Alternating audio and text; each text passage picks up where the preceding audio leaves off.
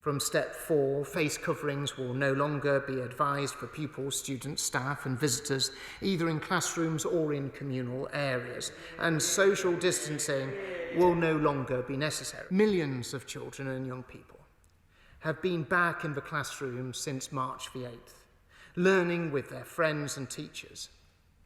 This is hugely valuable for their well-being as well as for their education.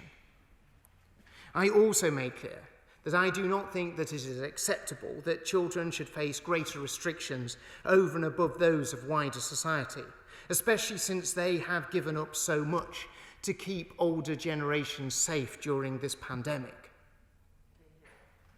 So, having balanced the risks, I'm pleased to tell members across the House that key restrictions on education and childcare will come to an end as we move to step 4. Though keeping children in consistent groups was essential to control the spread of the virus when our population was less vaccinated, we recognise that the system of bubbles and isolation is causing disruption to many children's education. That is why we'll be ending bubbles and transferring contact tracing to the NHS test and trace system for early years settings, schools and colleges.